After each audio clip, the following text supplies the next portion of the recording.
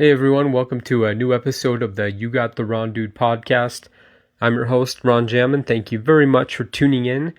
This episode going to be reviewing Cleaner. I wrote it down as The Cleaner, but it's just called Cleaner. 2025 movie starring Daisy Ridley, one of my favorites. And I was very surprised by this. It was better than I thought it would be. I've been a fan of Daisy's a little before Star Wars The Force Awakens.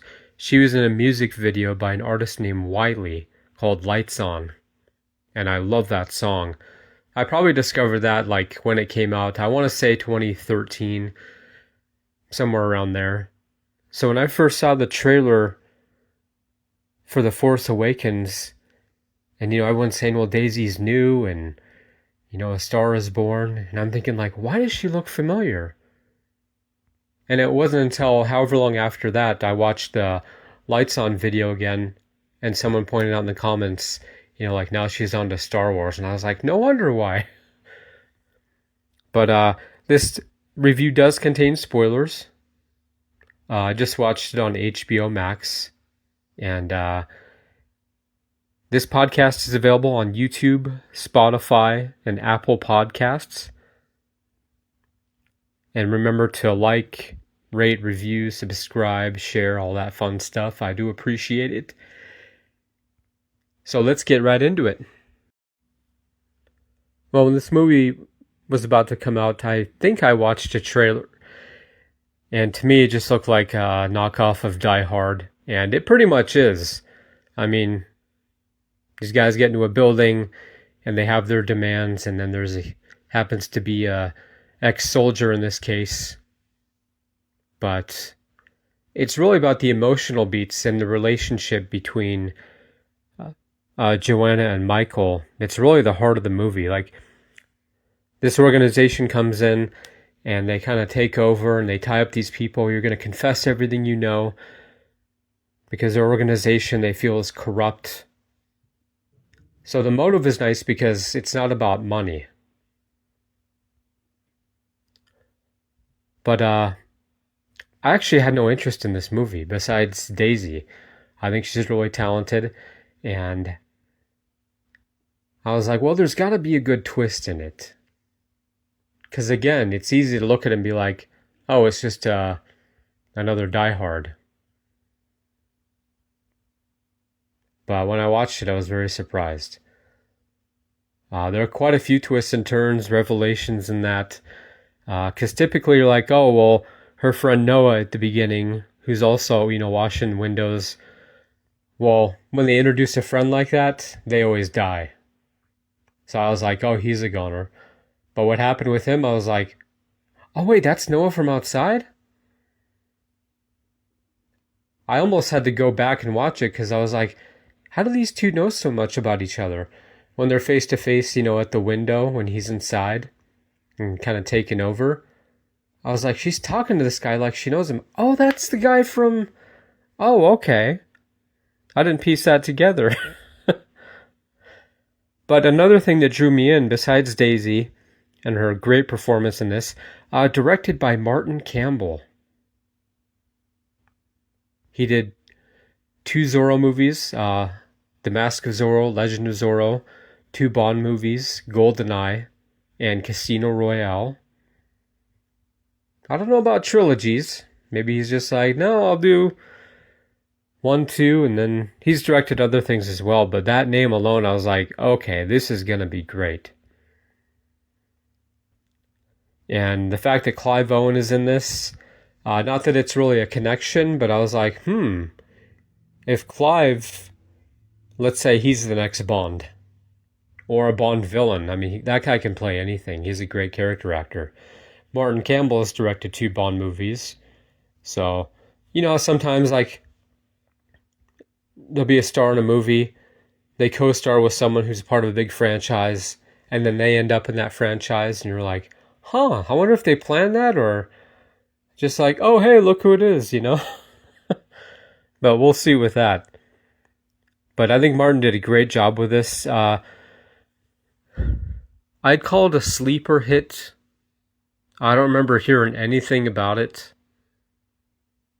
It doesn't make a lot of noise because it's not just about what this organization, I don't want to call them terrorists, because that's what they try and label them as at the end, you know.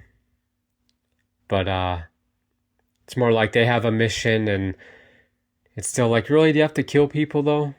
They want to get their word out, but really, for me, the heart of the movie again was Joe and Mike's relationship, what they went through growing up. Because when the movie started, I thought, well, we should start with this activist group, their motive, their mission. How did they know about the party? Probably, maybe from Noah, who's working on the inside. Well, really on the outside. So, okay, there's your in. And then,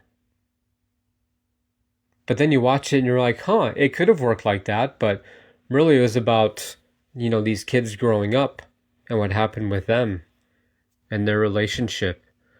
And it's really well done. But, because I remember when Shutter Island came out, and I was like, oh, I'm not into horror movies or anything, and it just seemed off. I'm like, why is DiCaprio doing this? And then years go by, and I'm like, but wait, DiCaprio and Scorsese, they've worked together before. And I was like, there's got to be something to it. So I watched it, and you're like, where is this going? What's happening? And then the end, it just breaks your heart with that revelation. It's so beautifully done, so tragic. And I was like, that's why, okay. But I would give this a watch. 52% on Rotten Tomatoes, 66% audience score, which is pretty good. I would give it a watch, especially if you haven't seen Die Hard. With this, even if you have, like I said, there are some really good twists and turns in this. And thankfully not like roll your eyes like, what? Where did this come from? No, it all makes sense. Well, the budget for this is $25 million, and that seems fitting. They don't use many locations. You have your exterior shots of London and that, but this is all, at one building, outside and inside. Rated R, and I had to think about that because I wrote it down and I'm like, well, there's some pretty brutal deaths, a little bit of cursing, but I wouldn't call it a hard R. It's more like, if you drop the F-bomb more than once, obviously you have to go R. And it's funny because Joe's brother Michael in the beginning is like, no swearing. Please don't curse. And then they let that go. The runtime is also impressive because they get everything done that they need to. So it's, I believe, an hour and 38, including credits.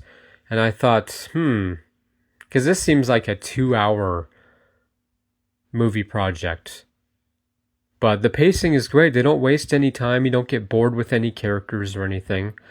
The ending, I wanted more of a wrap-up.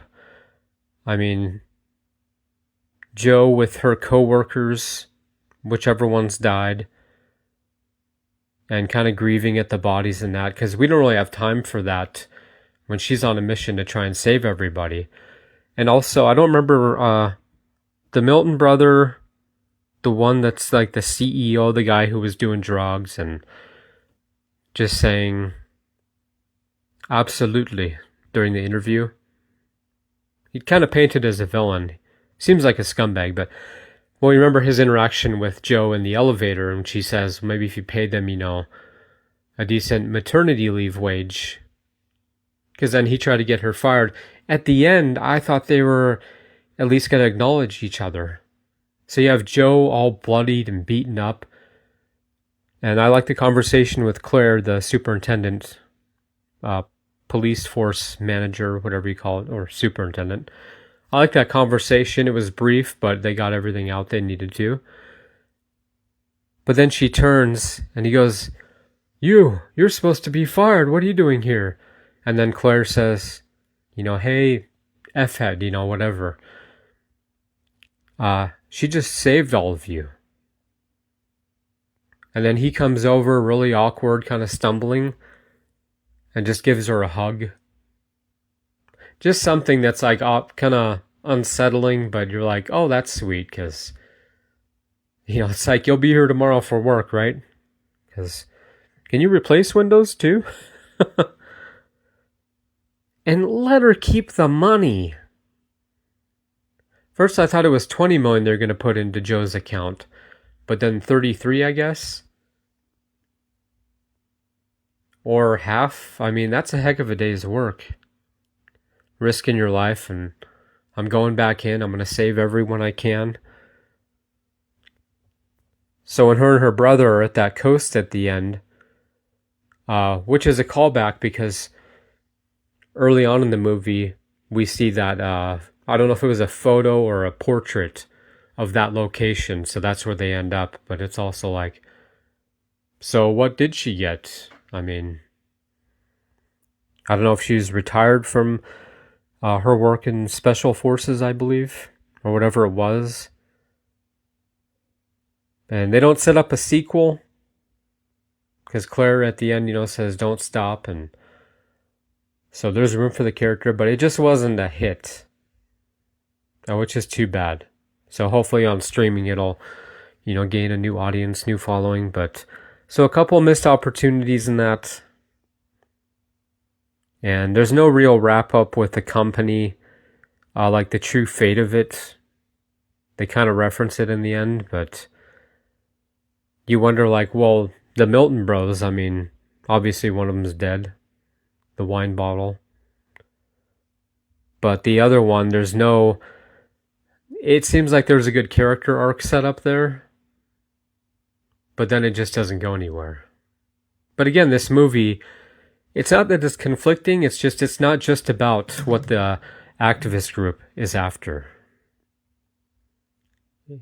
It's mainly about Joe and Mike's relationship.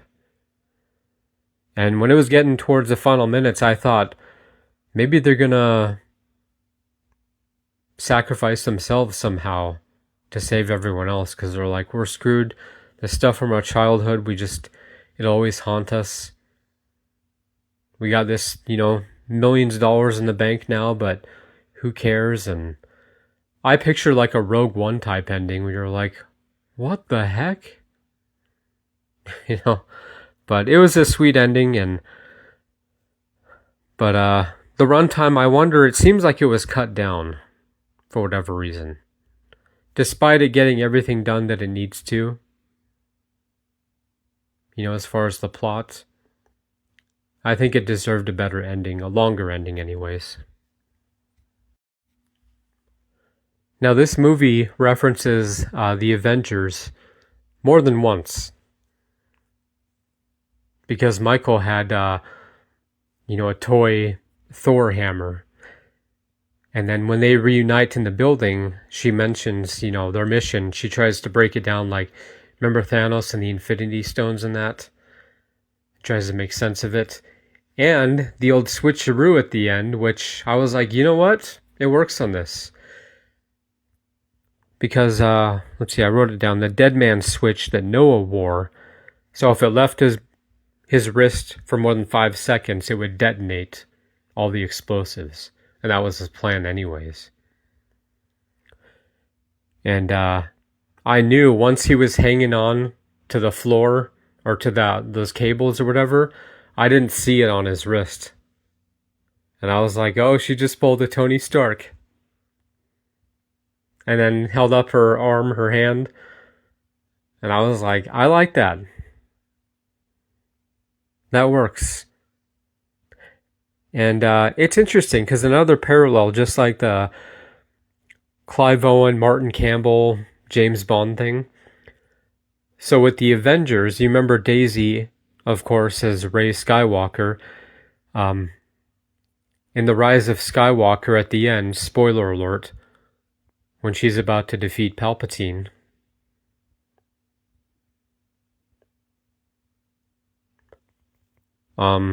Sorry, I just blanked on... Well, we'll just call him Emperor. I don't even... Why am I blanking on his first name? Do we ever learn that? Chancellor, Senator? But anyways, he's going in, he's like, I am all the Sith. And then she goes, "And I am all the Jedi." And then you think back to Endgame and the infamous snap. "And I am Iron Man." Not really the same, but pretty similar. So, I didn't even write that down, I just thought of that. But in this, it works. It was a good switch. Didn't even see it, I don't think. They had a pretty brutal fight. I didn't like that, despite the fight, Joe was willing to pretty much kill Noah with no hesitation. Because they were friends. How long was she working there? Because at first I thought, oh, she's going to pull him back up. Because if he dies, then that thing, his pulse goes offline, essentially. They all die. But still, I thought maybe he would just let go. So a bit conflicting, but it was still well done. And shout out to Taz Skylar, who plays Noah. That was an incredible performance. And that twist with Marcus, Clive Owen's character, I did not see that coming. Because they're kind of battling at first, because he's like, "I told you, no killing." And you figure in the end, one of them's going to betray the other. So about 40 minutes in, we get that death. And when he threw Marcus out the window, I was like, oh, he's dead. Oh, wait, he's still on that lift. But then when he fell to the ground, I was like, okay, he's gone.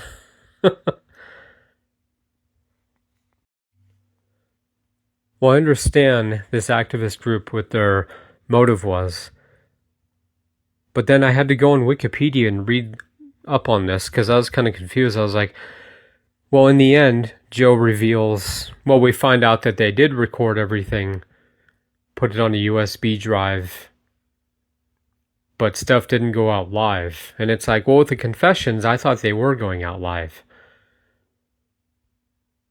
Because Joe's plan was like, well, we're going to rid of that tape of you saying, you know, what your intentions are and why you're doing this and all that, so that people would just label them as terrorists. So I'm thinking, well, why wouldn't Noah just go live, like on YouTube or whatever, Twitch, with the confessions of the people? I didn't realize they were just recording them. But maybe I got that wrong, because I know Mike hacked into stuff. But kind of confusing, but they accomplished their mission in the end. And a couple more notes here.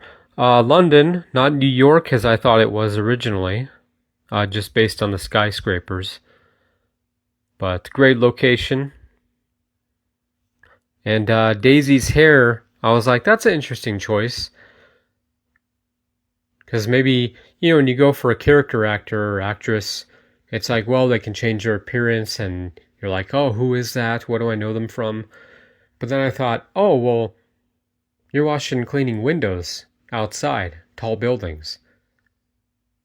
So the wind factor alone, you don't want your hair blowing all over. So I was like, oh, okay, that makes sense.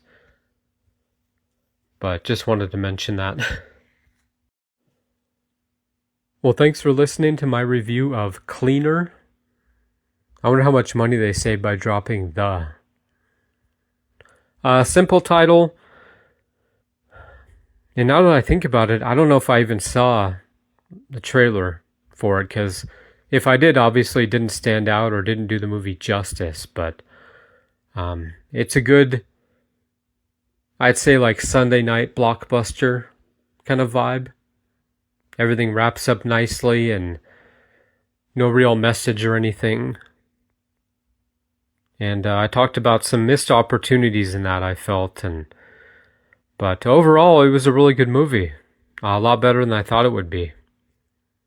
And it can be brutal at times, good emotional beats, great casting all around. But I'd say give it a watch.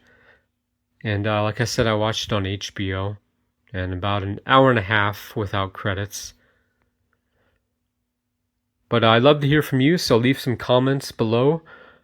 This podcast is available on YouTube, Spotify, and Apple Podcasts. And remember to like, share, rate, review, subscribe, follow, all that fun stuff. I do appreciate it. And I don't think we'll ever see this character, Joanna, again. I don't see a sequel or anything. It's, like I said, it's a sleeper hit, I think. But that and the scores and didn't seem to get any traction. But we'll see.